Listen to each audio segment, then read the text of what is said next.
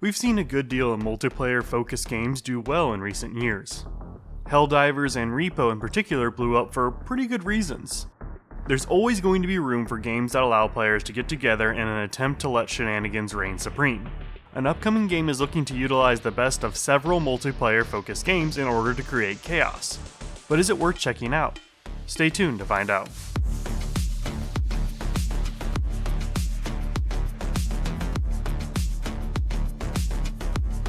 Developed and published by Korean studio Josoft, Pizza Bandit sees you play as a mercenary turned pizzeria owner who uses their skills that they learned in their previous life to fund their new one.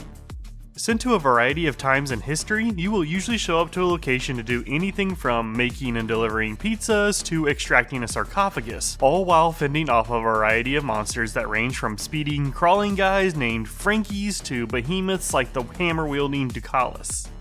It is up to you to take on new bounties and join up with your friends if you really want to be able to start your new life. Honestly, I'm not even really sure where to begin for this review. I guess we're going to start with the first mission, as it does a really good job of letting you know what style of gameplay to be ready for, as you gather ingredients to make pizzas and complete orders for customers, all while defending yourself from zombies referred to as Time Reapers. I felt like I was really playing some weird hybrid of Overcooked and Helldivers, or maybe Deep Rock Galactic. Each station you visit takes some time to process whatever it is you're doing, and if you're attacked while carrying your precious cargo, then you lose it. So you're gonna have to make sure that the way is safe and clear in order to serve up your customers. That being said, you aren't always under distress, as I felt like there were several times where it felt like a solid minute of me being able to do whatever I wanted while waiting for the next waves of enemies to come crashing in, which felt both good and bad. It was good in the sense that I can progress through the level, which comes with a timer on it, although I never really got close to running out of time, and it's bad because sometimes it just felt weird that I could go through multiple orders or a lengthy section of a level without seeing anything, making it feel like there was very little danger. Now the opposite problem happens once you finish the missions and you have to extract, because it feels like the enemies will never stop spawning. This is only really a problem as my greed would get the better of me to grab random ingredients that drop around the map that you can use back at your base to turn into pizzas that grant you buffs for your next mission.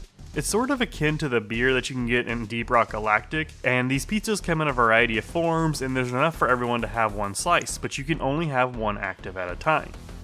While you're at your base, you can also spruce up your restaurant with decorations that will eventually unlock the ability to have passive buffs.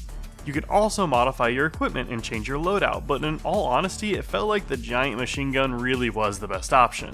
I almost always use sniper rifles in these games, but with how many enemies that come at you at once, you're gonna need as many bullets as you can spare, at least in single player. This will likely change for multiplayer, but what won't change is that I felt like the pistol and melee weapons were pretty darn close to useless. Now I did unlock a different sidearm at the end of my time playing the demo, which did seem a lot stronger, and I imagine there's going to be even more weaponry at your disposal as you progress through the game. One of the highlights with my time playing is just how varied each level felt. You go from making pizzas and delivering them to pods, to having to infiltrate an Egyptian-like structure to steal a sarcophagus, and it ended with me making sushi to place on a conveyor belt with each customer needing several items to feel satiated. It just felt like a really ridiculous premise, but I enjoyed the majority of the time I spent doing whatever was thrown at me. Now there were aspects that I didn't enjoy, and they were kind of minor, but they started to grow on me as I kept playing.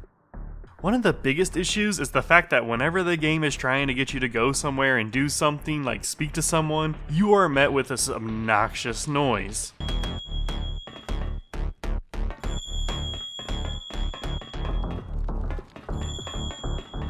And a trail that almost felt like it was insulting, as anytime I tried to do something else, you got a U-turn logo demanding you to go to the objective, and the only way to get rid of all of this is to just follow and do what the game wants you to do. Maybe this is a minor issue, but on one mission, I followed the natural path that the level laid out before me, only for the game to keep trying to tell me to turn around and go to a different route.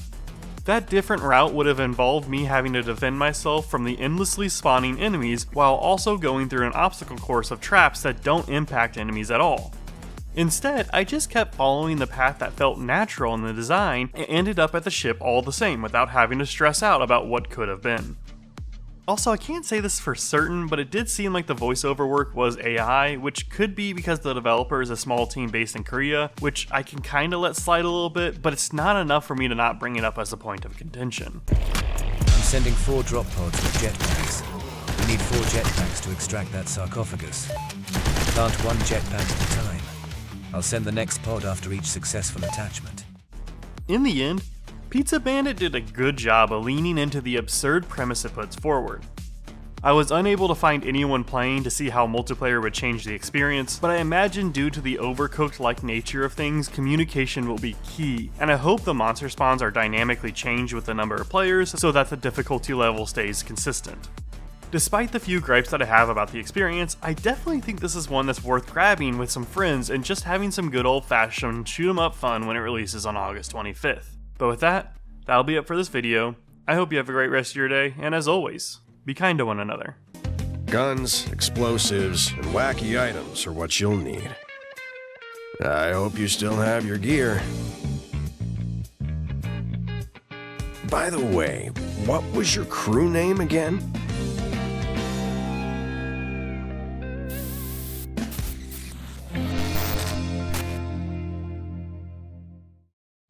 Shoutouts go to Relativity, Naughty Dog is King, Chaos, and Kamikolo alongside all those subbed to the channel.